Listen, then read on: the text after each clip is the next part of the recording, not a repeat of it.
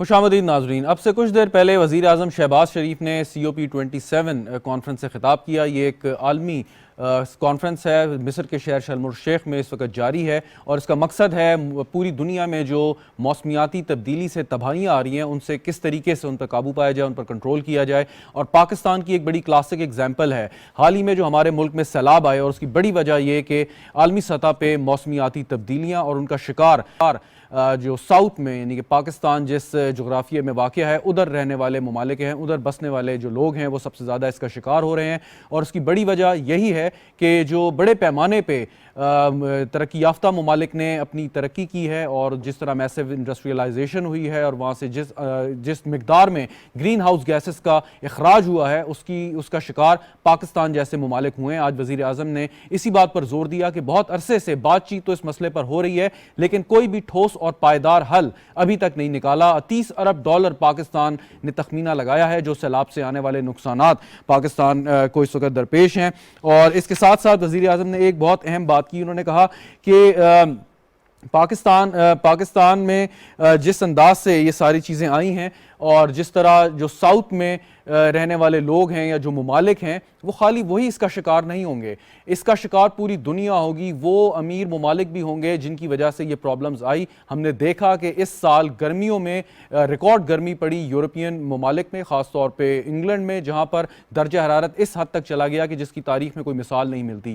تو یہ ریئلائزیشن کی بات ہے اور وزیر اعظم اسی پر زور دے رہے تھے. ایک ہائی پاور ڈیلیگیشن وہاں پہ گیا، سائیڈ لائنز پر بھی کافی میٹنگز ہوئیں، اور بہت اہم بات UN سیکرٹری جنرل نے کی جنہوں نے کہا کہ پاکستان سمیت ایسے ممالک جو اس تباہی کا شکار ہیں ان کو ریلیف ملنا چاہیے. خاص طور پہ پاکستان کو جو قرضوں کی مد میں ریلیف ملنا چاہیے، جو سیلاب کی تباہ کاریوں کے بعد جو اس وقت ملک کی حالت ہے، ملک کی معیشت کی حالت ہے. اس پر گفتگو کرتے ہیں. عامر ظفر دورانی صاحب مجھے اسٹوڈیو میں جوائن کر رہے ہیں، ماہر معاشیات ہیں. سر آپ کو بہت شکریہ. جاوید علی خان صاحب سابق ڈائریکٹر جنرل ہے وزارت موسمیاتی تبدیلی، ہمارے ساتھ موجود ہیں. سر آپ کو بھی بہت شکریہ. انجینئر پروفیسر ڈاکٹر اطہر محبوب صاحب ہمارے ساتھ موجود ہیں، وائس چانسلر ہیں اسلامیہ یونیورسٹی بہاولپور کے. سر آپ کا بھی بہت بہت شکریہ. عامر صاحب آپ سے آغاز کرتا ہوں. یہ جو کانفرنس ہے بہت اس کو ہائپ ملی ہے، بہت لوگ اس کی اہمیت پر زور دے رہے ہیں. تو جیسے وزیر اعظم صاحب نے کہا جی بات چیت تو بڑے عرصہ سے سال سے چلی آ رہی ہے، کوئی کانکریٹ سٹیپ نہیں ہوئے. امید کریں کہ اس کانفرنس کے بعد جو امپلیمنٹیشن کا جو ایک پوائنٹ ہے یا کوسچن ہے جو ابھی تک نہیں ہوا وہ پورا ہو جائے گا. جی شکریہ بہت بہت شہزاد. پہلی بات تو یہ ہے کہ دیکھیے یہ آپ نے بالکل بجا فرمایا کہ اب تک جتنی یہ کانفرنس ہوئی ہیں ہم 27ویں میں پہنچ گئے ہیں. پچھلے سال گلاسگو میں ہوئی تھی اگر آپ کو یاد ہے. تو ابھی تک جو ہے دنیا نے اس کو جس کو انگریزی میں کہتے ہیں لپ سروس، بس زبان مطلب ان کے ہونٹ ہل رہے ہیں لیکن ایکچولی کوئی کام ہو نہیں رہا ہے.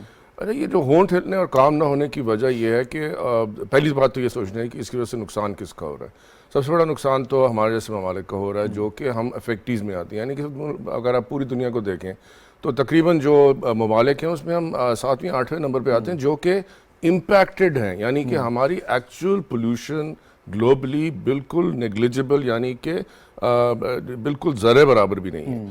اور مطلب وی آر ان 0.0 سم، ٹھیک ہے نا. اگر ہم ٹوٹل 100 حصے ہوں تو اس میں سے ہمارا 1% بھی ٹوٹل نہیں بنتا. لیکن اب دوسری بات یہ کہ دیکھنا ہے کہ یہ جو لپ سروس دی جا رہی ہے یہ کیوں دی جا رہی ہے. اچھا دیکھیے اس میں جو سب سے ضروری چیز جو اس کاپ کے اوپر پھر بھی لوگوں نے اجاگر کرنے کی کوشش کی، اور آئی تھنک کہ ہمارا جو ہم نے یہ بھی دیکھا کہ اس میں بہت بیک پریشر بھی آیا. مثال لے لیں EU کی طرف سے. EU کی کل کی سٹیٹمنٹ کہتی ہے کہ جی آپ نے ہمیں کونے میں کھڑا کر دیا ہے اور ہمیں مجبور کر رہے ہیں کہ دوبارہ مطلب شمسی توانائی اور نیوکلیئر یعنی جوہری توانائی کی طرف جائیں. آپ ہمیں تیل کی طرف مجبور کر رہے ہیں کیونکہ آپ نے ہماری گیس کٹوا دی ہے. تو ہر ایک نے ہر سال اتفاق سے کوئی نہ کوئی بہانہ ہوتا ہے. اس سال بہانہ ہے انفلیشن بہت ہے اور افراط زر بہت ہے اور جی بہت تھوڑا مشکل آ گئی ہے تو ہم یہ اب کہاں سے پیسے لائیں گے. اچھا یہ جو کہاں سے پیسے لانے کا جس کا وزیر اعظم صاحب نے ذکر بھی کیا، مسئلہ یہ ہے کہ یہ میں اب صحیح بات بتاؤں 2007 میں گرین کلائمیٹ فنڈ کی ابتدا مطلب داغ بیل رکھی گئی، اور اب آپ دیکھیے ہم 2022 میں بیٹھے ہیں. مطلب میں ایک جوان آدمی سے بوڑھا آدمی ہو گیا ہوں. ابھی تک سب سے پہلی بات کہ اس میں جو فنڈ ڈالے گئے جو کہ ملٹی لیٹرل اداروں نے بینکس نے ڈالے وہ بھی پیچھے سے کہیں گورنمنٹس نے دیے تو اس میں آئے.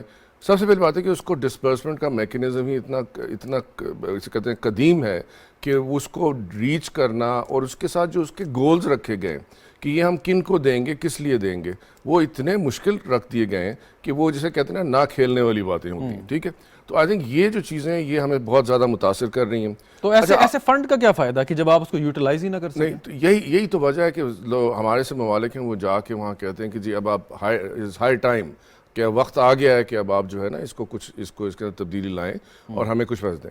اچھا دیکھیے, یہ جو ایک اس دفعہ جو ہمارے ساتھ ایک دیگر گون سچویشن ہے, ہمارے پاس حالات ہیں, وہ اس میں یہ بھی دیکھنا ہے کہ یہ فلڈ جو ہمارے سیلاب کی تباہ کاریاں ہیں اس سال کی, یہ کیا اگلے سال اگر اچانک پھر اس کا ایک آدھا یا لیٹس سے اس کا 10% بھی آیا تو کیا پاکستان کوپ کر سکتا ہے یا نہیں کر سکتا ہے. اچھا, اس کو لے کے جب ہم باہر جاتے ہیں تو سب سے زیادہ دنیا تو یہ بھی دیکھتی ہے کہ اس معاملے میں سب سے چپ جس نے ساتھ دی ہوئی وہ چین ہے.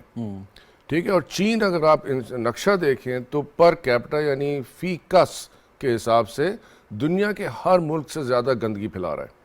ٹھیک ہے, اور وہ جتنی انہوں نے صفائی کرنے کی کوشش کی, لیکن انہوں نے اتنی زیادہ پاپولیشن ہے اور اتنی زیادہ انہوں نے جلدی ترقی کی ہے اور اتنی زیادہ انہوں نے پولیوشن اور انوائرمنٹل ڈیگریڈیشن کی ہے, اور وہ آپ اگر نقشہ کھولیں تو دیکھیں اس ملک کے نیچے کون بیٹھا ہے, بیچارہ پاکستان. ٹھیک, تو میرا تو ذاتی خیال یہ ہے کہ سب سے پہلے تو پاکستان کو چین کے ساتھ مذاکرات سیدھے کرنے چاہیے.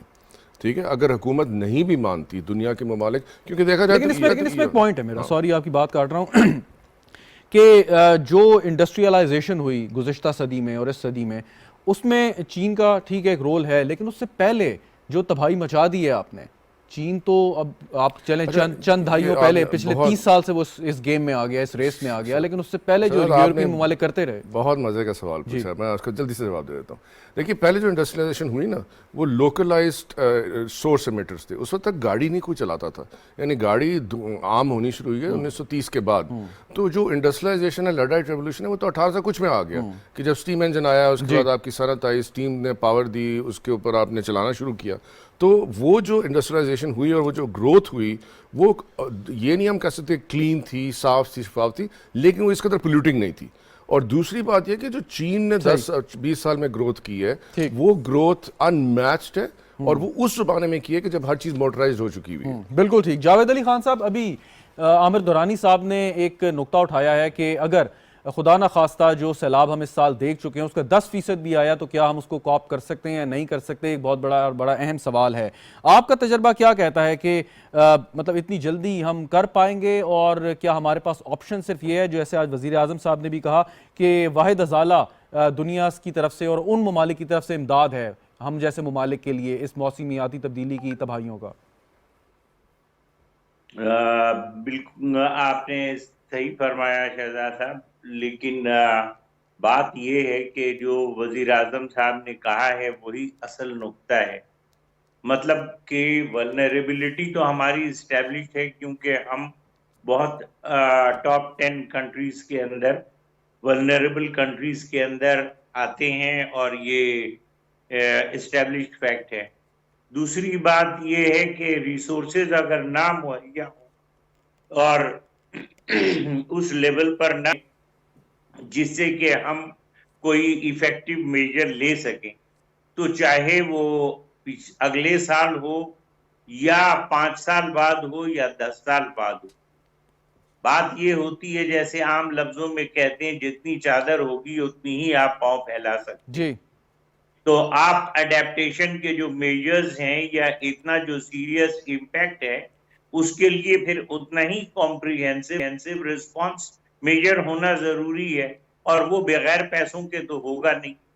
اب اگر ریسورسز مہیا ہو جاتے ہیں تو ایک فورسیبل ٹائم کے اندر پاکستان اس پوزیشن میں ہوگا کہ کافی حد تک کنٹین کر لے گا اس کے امپیکٹ کو. لیکن یہ کانٹیجنٹ ہے ریسورس کی اویلیبلٹی کے اوپر.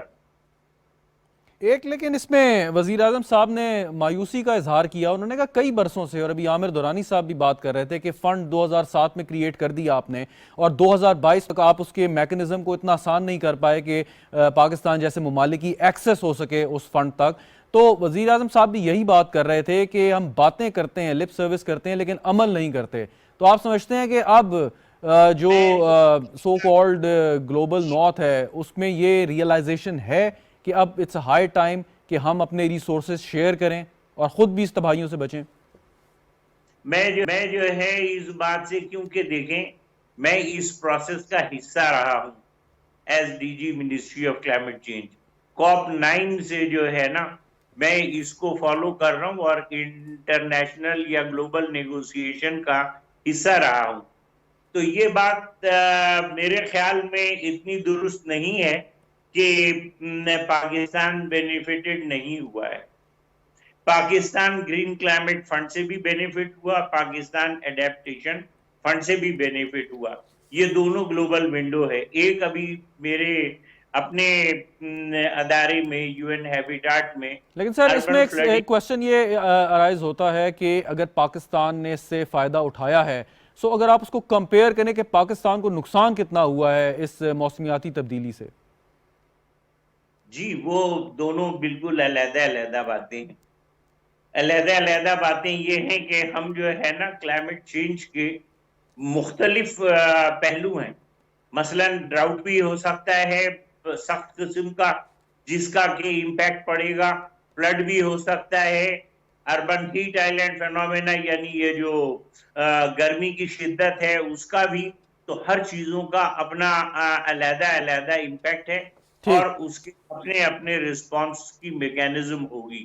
اور جہاں تک کہ یہ بات ہے کہ وہ بینیفٹ والی بات اگر آپ کہیں تو $4 ملین کا ایک ایڈیپٹیشن فنڈ کا پروجیکٹ تھا گلوف کا، اس کے بعد $38 ملین کا پاکستان کو ملا ہے گرین کلائمیٹ فنڈ سے. میں واپس آتا ہوں سر آپ کے پاس اسی کوشچن پہ. ڈاکٹر اطہر صاحب، ابھی ماحولیاتی تبدیلی کے اوپر عالمی کنونشن پر عمل درآمد بہت ضروری ہے، وزیر اعظم صاحب یہ بات کر رہے ہیں، لیکن بہت سی ایسی چیزیں جو ویسٹ سمجھتا ہے کہ اس کے حق میں نہیں ہیں. تو آپ سمجھتے ہیں کہ یہ اب ایک اٹس اے وار کہ جو ہمارا پاکستان جیسے ساؤتھ میں رہنے والے لوگ ہیں یا بسنے والے لوگ ہیں جو واقعہ یہاں پہ ممالک ہیں، ان کا مسئلہ ہے یا ان کا جھگڑا ہے اب اس نارتھ کے ساتھ؟ اب نارتھ جو ہے جس کے پاس ریسورسز ہیں وہ آپ کی بات سننے کو تیار نہیں ہے، ایک وجہ بتائے گا دوسری بتائے گا، جیسے عامر صاحب ایکسپلین کر رہے تھے. تو وہ لیکن طاقتور ممالک ہیں، وہ کیوں کر ریئلائز کریں گے؟ وہ اپنا مطلب ایک خود غرضی کا ایلیمنٹ آ جاتا ہے جب اب اسٹیٹ ٹو اسٹیٹ ریلیشن کی آپ بات کریں. اطہر صاحب. جی شہزاد صاحب، میں بہت معذرت اور بہت رسپیکٹ کے ساتھ جو کہا گیا جیسے چائنا کے حوالے سے، میں سمجھتا ہوں کہ ایسا نہیں ہے کہ یہ مسئلہ پوری دنیا ریئلائز کرتی ہے، چائنا خود بھی ریئلائز کرتا ہے، اور جو پولوٹنٹس کی لسٹ ہے اس میں اور بھی ممالک ہیں ہمارے پڑوس میں جو اس کے ذمہ دار ہیں زیادہ ہم سے. لیکن یہ وقت جو ہے میں سمجھتا ہوں بلیم کا نہیں ہے. پوری دنیا یہ ریئلائز کرتی ہے کہ یہ جو کلائمیٹ چینج کا چیلنج ہے یہ سب کا ایک مشترکہ چیلنج ہے، اور جب تک سب مل کے اس پہ ایفرٹ نہیں کریں گے تو کوئی ایک ملک یا کوئی ایک ادارہ اس سے نمٹ نہیں سکتا. اس کے اثرات آپ کو خود پتہ ہے کہ پانی اور ہوا جو ہے یہ ایک علاقے تک کنفائن نہیں رہتے، یہ اثرات پھیلتے ہیں، اور ایک جگہ جو ماحولیاتی پولوشن ہوتا ہے وہ دوسری جگہ پر جا کر اثرات کرتا ہے. خود پاکستان میں جو ہم نے دیکھا، اور پاکستان میں بھی جو ورسٹ افیکٹڈ علاقے ہیں جہاں سیلاب آیا ہے اس دفعہ، اس سے پہلے ڈراؤٹ کا سپیل چل رہا تھا. میں خود جنوبی پنجاب میں ہوں پچھلے 8 سالوں سے، تو ہم نے بہاولپور ڈویژن میں دیکھا ہے کہ پچھلے 25 سے 30 سالوں میں اوسطاً درجہ حرارت 1.5 ڈگری سینٹی گریڈ بڑھ چکا ہے، جس کی وجہ سے سال میں 33 دن گرمی کے بڑھ چکے ہیں، اور موسم بہار سکڑ کے 1 ہفتے کا رہ گیا، جس کی وجہ سے ہماری جو فصلیں ہیں اور فوڈ سیکیورٹی ہے وہ شدید خطرے میں آ چکی ہے. اگر بہت ساری کراپس اور ویرائٹیز ہماری ایسی ہیں، ان کو اگر سردیوں کے وہ ٹیمپریچرز اور اتنے دن کی سردی نہ ملے تو پھر ہم اپنے خوراک بھی نہیں پیدا کر سکیں گے. ہمارے جو پاپولیشن ہے ہماری بڑھتی جا رہی ہے، ہماری زرعی زمین کم ہو رہی ہے. ڈاکٹر صاحب ایک سوال یہ کہ اب یہ مسائل کا تو پتہ ہے، جو بھی تھوڑا سا اس بارے میں علم رکھتا ہے، پڑھتا ہے، میرے جیسے کم علم آدمی کو بھی اس بارے میں معلوم ہے کہ کس کی وجہ سے یہ تباہی آئی ہے، کیوں آ رہی ہے، اس سے نمٹنے کے لیے کیا طریقہ کار اختیار کیے جاتے ہیں. موٹی موٹی جنرل باتیں سب کو معلوم ہے. تو جو لوگ اس کے اوپر کام کر رہے ہیں، پالیسی میکرز ہیں، امپلیمنٹرز ہیں، وہ تو بہت اچھی طرح ریئلائز کرتے ہوں گے. تو دیکھتے ہوئے بھی کہ ایک ٹیکنگ بام ہے، تو اس کو ڈیفیوز کرنے کی کوشش اب تک کیوں نہیں کی جا رہی؟ دیکھیں یہ جو ایفرٹس ہو رہی ہیں، اور پاکستان نے اپنے آپ کو انٹرنیشنل لیول پہ جیسے COP27 میں اور پچھلے UN کے سیشن میں جو پاکستان کی فورن پالیسی ہے کلائمیٹ چینج کی وجہ سے پاکستان اس وقت دنیا میں سینٹر سٹیج پہ آیا ہے، اور ہمیں سمجھنا چاہیے کہ اس میں کوئی ایک موقع پہ ہار یا جیت نہیں ہوتی، یہ ایک مسلسل جو ہماری ایک ایفرٹ ہے، اس پہ اس وقت ہمارے پاس ایک اپرچونٹی آئی ہے. اگر ہم اس اپرچونٹی پہ کیپٹلائز کریں گے، دنیا کے کیپٹل جا رہے ہیں، دنیا پوری جمع ہوئی ہے ایجپٹ میں، شرم الشیخ میں، ہماری آواز لوگ سن رہے ہیں، ہم اپنے مقدمے کو اور بہتر طریقے سے پریزنٹ کر سکتے ہیں. ہمیں جو ہمدردیاں حاصل ہیں اس کیپٹل، اس سوشل اور انٹرنیشنل گڈ ول کیپٹل پہ کیپٹلائز کر سکتے ہیں. اس کے علاوہ ہمارے پاس چوائسیز نہیں ہیں. اس کے علاوہ چوائسیز جو ہیں وہ سیلف ریلائنس ہے، لیکن کلائمیٹ چینج ایک ایسا فینومینا ہے جس میں اکیلے کوئی ملک نہیں اس سے لڑ سکتا. جب ایک حقیقت ہے تو پھر ہمیں مل کے ہی کام کرنے میں ہماری بہتری ہے، مل کر کام کرنے میں بہتری ہے. عامر درانی صاحب، سلوشنز، آج بات یہ بھی ہوئی مختلف تقاریر میں کہ سلوشنز کیا ہونے چاہیے. اب مسئلے کا تو سب کو پتہ ہے، سلوشن کا بھی یقیناً پتہ ہوگا، لیکن آپ کے خیال میں وہ سمجھتے ہیں کہ اگر اس سے ہم نے ابھی اور زیادہ اس کو اگنور کرتے رہے تو مسئلہ جو ہے ہم تک نہیں پہنچے گا، یہ آگ ہم تک نہیں آئے گی؟ اور اس میں صرف یہ ذہن میں رکھیں کہ جو اس وقت ایک ہیٹ ویو آئی یورپ میں، انپریسیڈنٹڈ تھی. نہیں، بات صحیح ہے. دیکھیں، جس طرح پچھلے دو مطلب جو ہیں اسپیکرز انہوں نے بتایا، ان کی ایک بات سے میں متفق ہوں کہ دیکھیے یہ اس کے اثرات ہر جگہ آئیں گے. ٹھیک ہے، تو یورپ میں آپ نے دیکھا کہ انپریسیڈنٹڈ ہیٹ ویو آئی. اچھا، لیکن ابھی اس میں بات یہ ہے کہ اس پہ جہاں میں تھوڑا سا اگری نہیں کرتا اس بہاروں سے کہ یہ ٹھیک ہے، یہ ہمیں ٹک ٹک جدوجہد رکھنی چاہیے اور اپنی ڈپلومیٹک ایفرٹس رکھنی چاہیے. ہم بچپن سے کر رہے ہیں. پاکستان ہمیشہ اپنے جو ہے نا، جس کو کہتے ہیں انگریزی میں ہٹس ابو اٹس ویٹ. اب اتفاق سے ہماری ڈپلومسی تھوڑی خراب ہو گئی ہے پچھلے دہائیوں کے حساب سے، لیکن پھر بھی ہم نے اپنی قدرے جمشید مارک کے بعد اب جس طرح یہ ہمارے جو دوسرے یو این ریپرزینٹیٹیو ہیں منیر اکرم صاحب، تو ہمارے کچھ جسے کہتے ہیں نا اسٹالورٹس ہیں جن کی وجہ سے ہمارا یہ ڈائلاگ چل رہا ہے. کیا ہم اس اچھا مزے کی بات یہ ہوتی ہے جب آپ انٹرنیشنل اسٹیج پہ ڈائلاگ کرنے جاتے ہیں تو how are you able to hit above your weight? یہاں پہ سولوشنز آ جاتے ہیں. سب سے پہلے تو یہ دیکھا جاتا ہے کہ یہ ملک خود کیا کر رہا ہے. ٹھیک ہے، یعنی کہ یہ ہمیں سمجھ لینا چاہیے. جس طرح کہ نا ابھی میں ایک مزاحیہ مثال دوں گا جو آپ کی شاید اگلے سیگمنٹ کے لیے ہوگی کہ دیکھیں نا، اب وہ آ تو رہے ہیں، مارچ ہو تو رہی ہے، تو آپ کنٹینر لگا لیے گئے ہیں، تو دس از کال اڈیپٹیشن. ٹھیک ہے نا، اڈیپٹیشن، سیکیورٹی، پولیس کا بڑھانا. تو اب یہ اس انوائرمنٹ کے کیس میں ہم کیا کریں؟ انوائرمنٹ کے کیس میں سب سے پہلی بات یہ ہے کہ ہم اس انسیڈنٹس کو جو ابھی فلڈ کا ہے، اس کو سب سے پہلے تو یہ سمجھ لیں کہ جی یہ ابھی آیا ہے اور یہ دوبارہ آئے گا. اور دوسری بات یہ کہ اس کی جو میٹیگیشن اینڈ اڈیپٹیشن ہوتی ہے، جس کو آپ کہتے ہیں کہ اس کے اثرات کو کیسے کم کیا جائے جو ہم پہ پڑ رہے ہیں. ٹھیک ہے نا. اور دوسری بات یہ ہے کہ ہم نے اپنے لائف سٹائل کو کیسے اڈیپٹ کیا، یعنی ہم نے کیسے بدلا اپنے لائف سٹائل کو کہ ہم اس کے ساتھ چل سکیں. کہ ہم سوچ لیں کہ گرمی زیادہ ہوگی، ہم یہ سوچ لیں کہ فلڈز آیا کریں گے. ٹھیک ہے، اس کے لیے کہتے ہیں ریزیلینس بلڈنگ. ٹھیک ہے نا، کہ آپ آگے کیسے ریزیلینٹ ایک اپنا انفراسٹرکچر کریٹ کرتے ہیں. آبویسلی بات ہے، ریزیلینٹ انفراسٹرکچر کریٹ کرنا ایک مہنگا کام ہے، لیکن وہ اتنا مہنگا بھی نہیں ہے کہ آپ کی آدھے سے زیادہ سندھ کی جو نیشنل ہائی وے تھی جی ٹی روڈ وہ پانی کے نیچے آ گئی. اس کا مطلب ہے کہ آپ کی پلاننگ شروع سے ہی خراب ہے. ٹھیک ہے نا. تو آپ نے یعنی صحیح طریقے سے، تو پہلی بات یہ ہے کہ ہم اپنے انفراسٹرکچر یعنی جو آپ کی کنیکٹیوٹی ہوتی ہے پاکستان کی، سب سے پہلے ہم اس کا جائزہ لیں. اور دوسری بات یہ کہ اسی کنیکٹیوٹی کو استعمال کرتے ہوئے ہم نیچرل فلو آف واٹر کو انٹرسپٹ کر کے چینلائز کریں.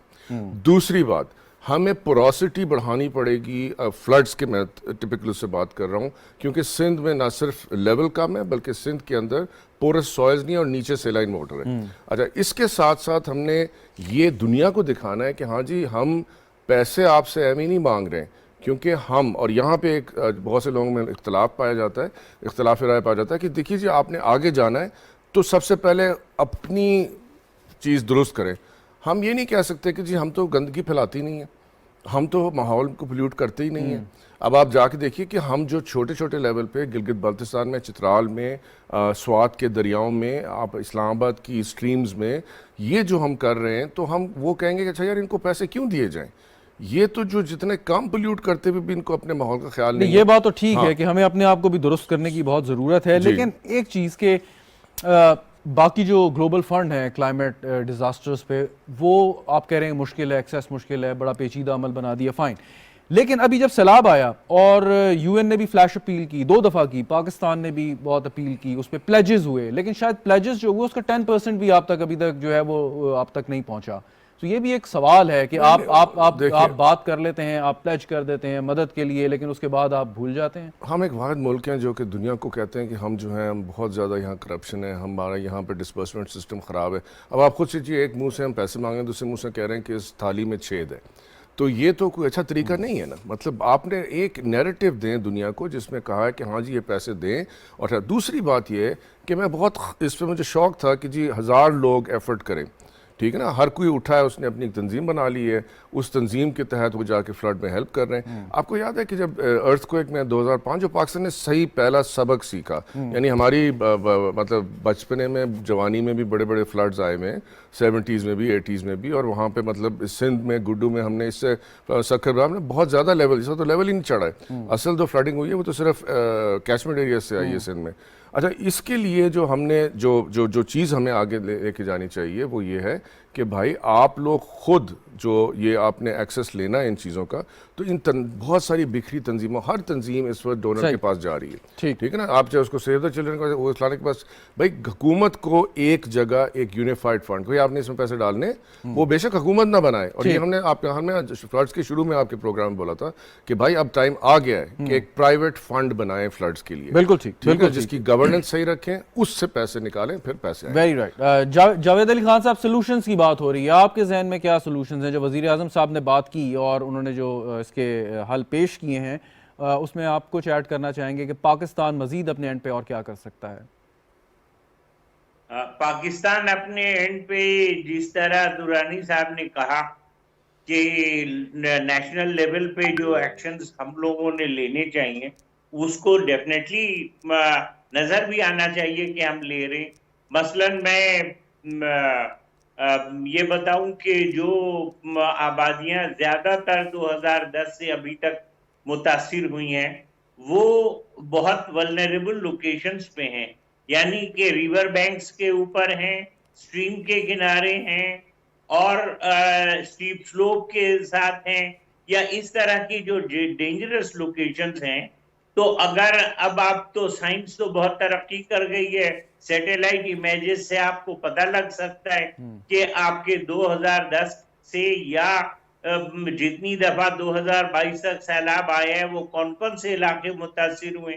آبادی وہاں سے ہٹائیں اور ان کو جو ہے سیف لوکیشنز پہ یعنی ان لینڈ کریں ان کو. دنیا میں یہ دستور ہے. میں ایک دفعہ کریبین میں یو این کی طرف سے بھی کام کر چکا ہوں.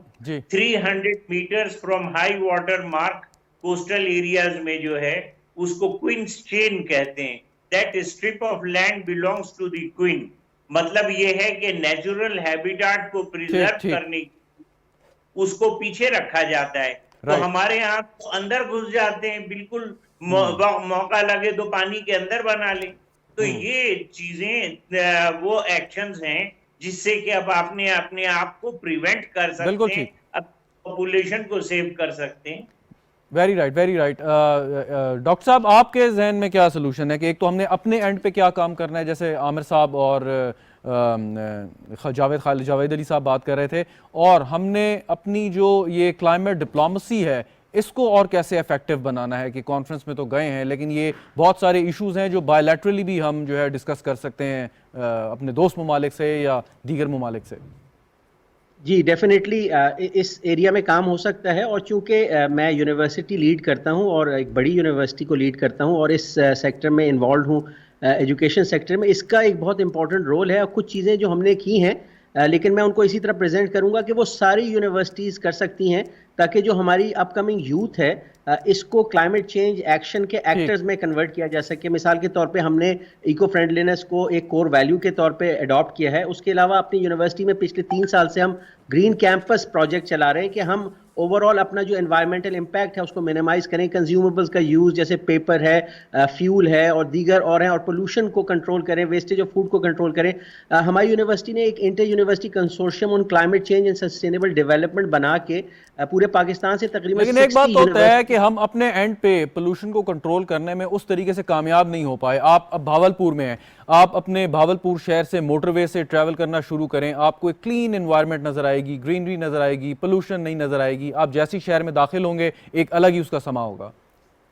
جی بالکل، یہ ہمارے جتنے سٹیز ہیں وہاں ویسٹ مینجمنٹ کے جو پروجیکٹس ہیں یا تو کیے ہی نہیں گئے یا وہ فیلئر کا شکار ہیں، اور اب تو تقریباً جتنی میونسپل اینٹیز ہیں دنیا بھر میں، چائنا، یورپ میں، وہ اپنے سالڈ ویسٹ کو انرجی میں کنورٹ کر کے اس سے ایک تو اکنامک امپیکٹ بھی اپنا کم کرتے ہیں اور انوائرمنٹل امپیکٹ کو زیرو لے کے جاتے ہیں، جبکہ ہمارے ہاں ڈیو ٹو ویریس ریزنز جو ہمیں پتہ ہیں، چاہے وہ نیب ہے یا دیگر ریزنز ہیں، اس طرح کے پروجیکٹس اگر کنسیو کیے بھی جاتے ہیں تو اس کو اونر نہیں ملتا اور لفٹ آف ٹیک آف نہیں ہو پاتا.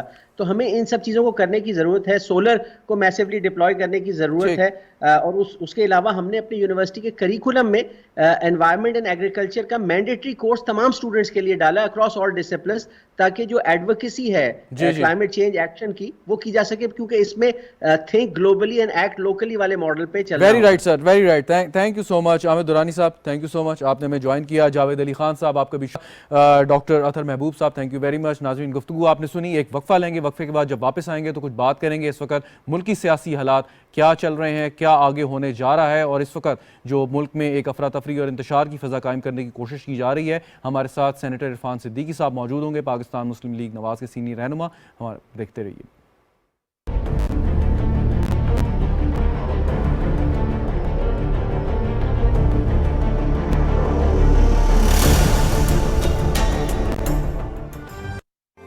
متاثرہ بہن بھائیوں کی مدد کے لیے آگے آئیں. ابھی فنڈ لکھ کر 9999 پر SMS کریں اور 10 روپے عطیہ کریں یا اپنے عطیات وزیر اعظم فلڈ ریلیف فنڈ اکاؤنٹ میں جمع کرائیں. حکومت پاکستان.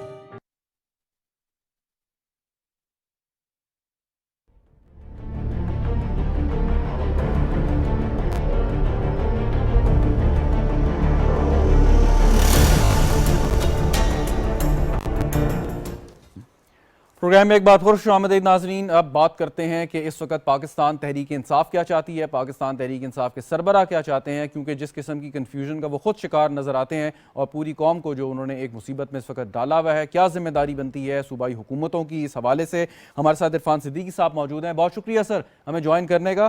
سوال یہ کہ ایک بیانیہ سچا جھوٹا ایک لے کے چل رہے ہیں، اس کے لیے آپ کے پاس حل کیا ہے؟ حکومت جو ہے وہ آلٹرنیٹ نیریٹو جو ہے وہ دے رہی ہے، کیا وہ اتنا ایفیکٹو ہے جیسے ہونا چاہیے؟ اگر آپ کہتے ہیں کہ دوسری طرف سے جھوٹ بولا جا رہا ہے تو کیا جو سچ آپ بول رہے ہیں لوگ اس کو تسلیم کر رہے ہیں؟ بہت شکریہ شہزاد. میرا خیال یہ ہے کہ جس چیز کو آپ بیانیہ کہہ رہے ہیں وہ بیانیہ سرے سے ہے ہی نہیں. ان کے پاس نہ کوئی بیانیہ ہے، نہ کوئی نظریہ ہے، نہ کوئی اصول ہے، نہ کوئی حکمت عملی ہے، نہ کوئی سیاسی اخلاقیات ہیں، نہ ویلیوز ہیں، نہ سوشل اقدار ہیں، کچھ بھی نہیں ہے.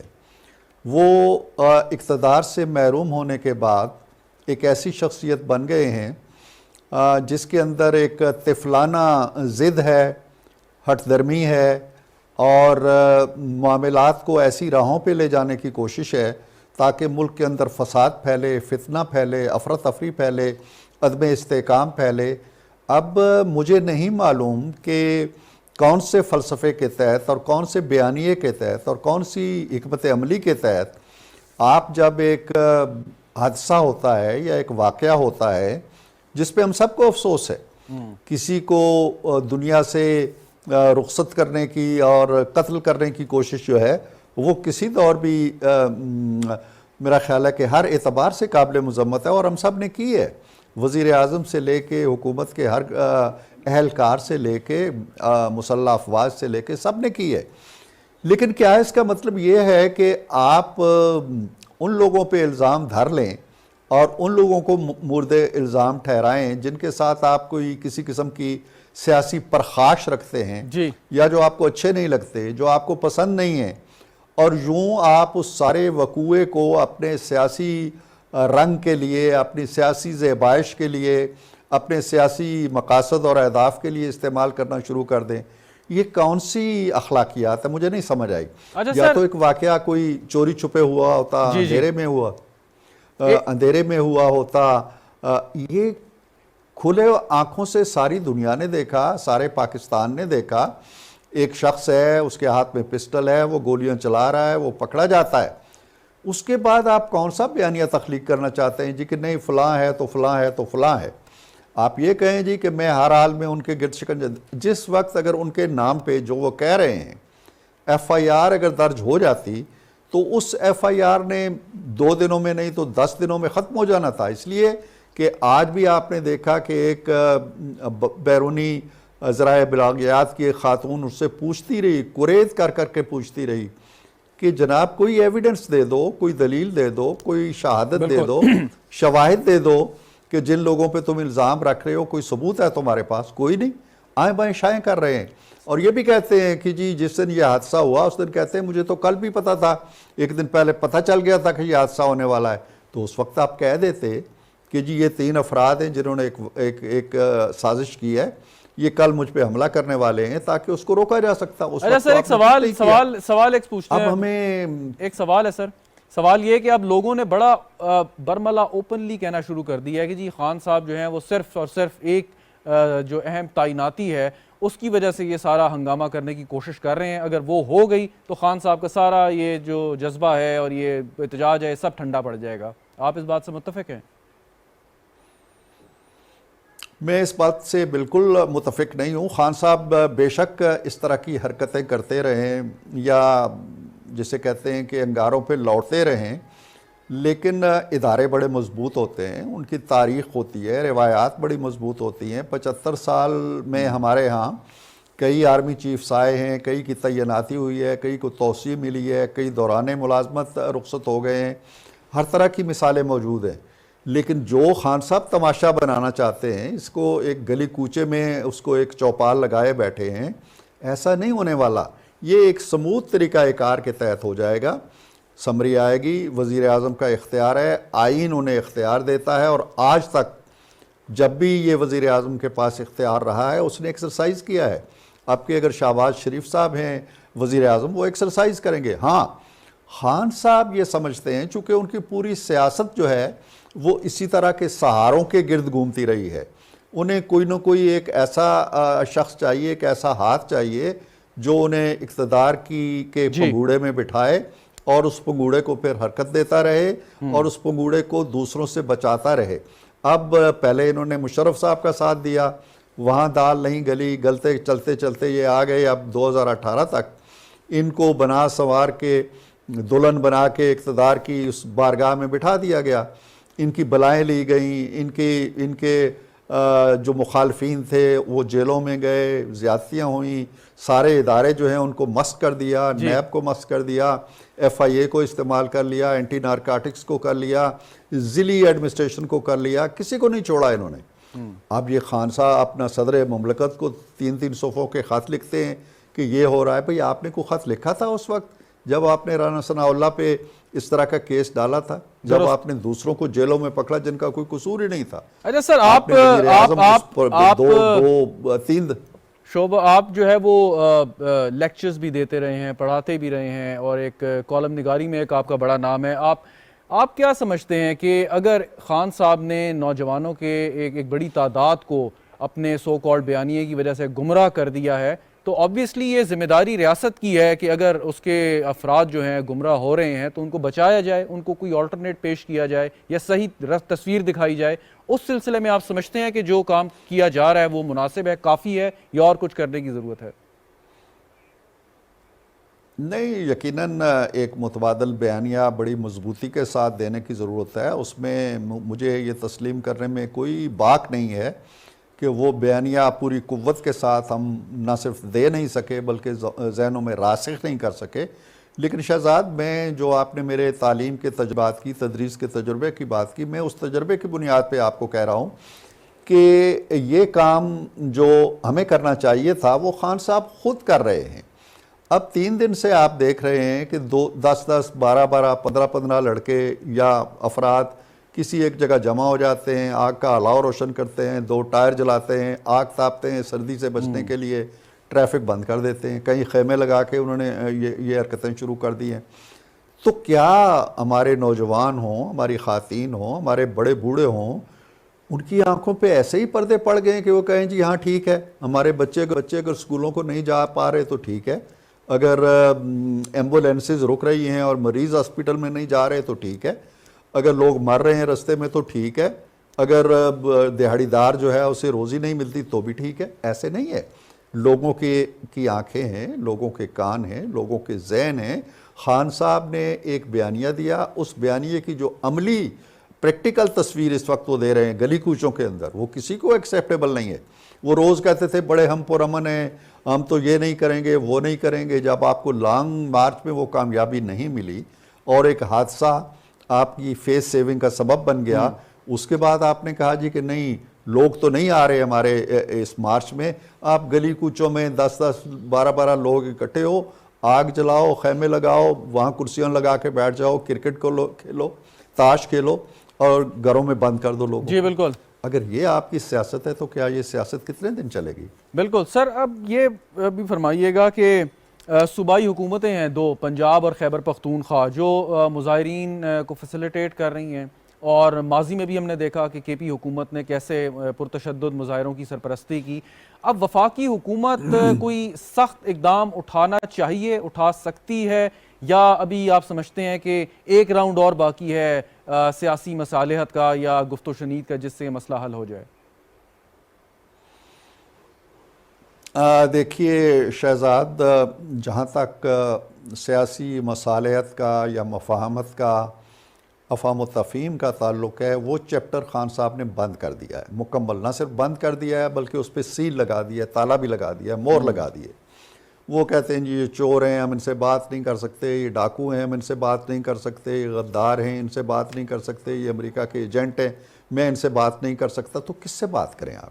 سیاست وہ چیز ہے، چاہے اس کا کوئی بھی نظام ہو یا کسی بھی ملک کی سیاست ہو، اس میں دروازے اور دریچے بند نہیں کیے جاتے کسی نہ کسی وجہ سے۔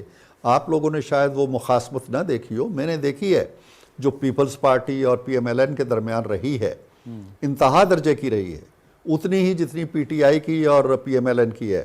لیکن ایک وقت آیا کہ دونوں لیڈرز نے مل کے آئینی ترامیم بھی کی، دونوں لیڈرز نے مل کے میثاق جمہوریت بھی کیا، آگے بڑھنے کا عہد بھی کیا۔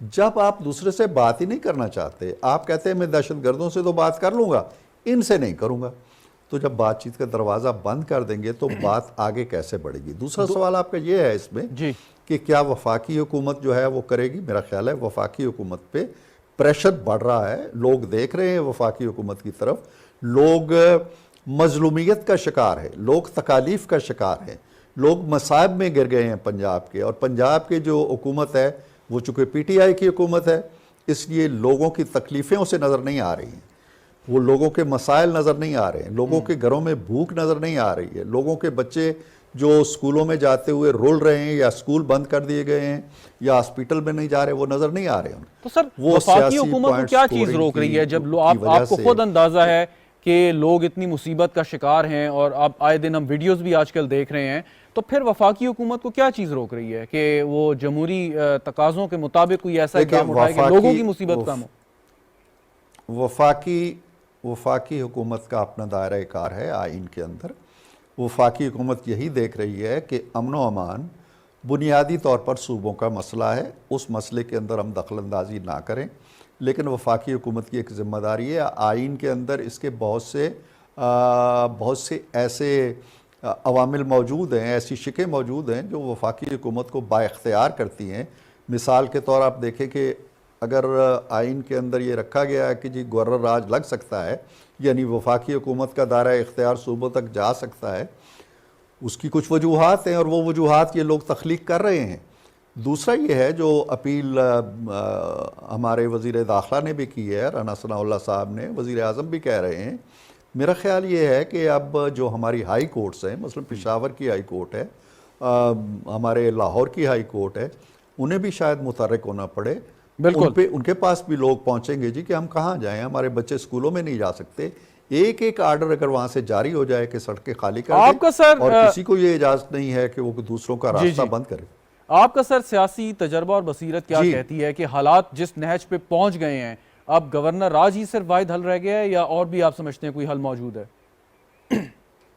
میں نے یہ نہیں کہا، میں نے یہ کہا ہے کہ اگر یہ شدت اختیار کرتی ہے چیز، دیکھیں نا جب آئین بنانے والے ہیں، چاہے وہ 56 का आइन बना, उसमें भी गवर्नर राज की गुंजाइश मौजूद थी, 62 में भी मौजूद थी, 73 वाले भी मौजूद है। मौजूद चीज़ का मतलब ये नहीं होता है कि एक्सरसाइज भी उसे किया जाए, लेकिन वो जो बनाने वाले हैं आइन, वो इसीलिए रखते हैं कि शायद किसी मौके पे ज़रूरत पड़ जाए तो फिर वफाक अपना दायरा इख्तियार इस्तेमाल कर सकता है।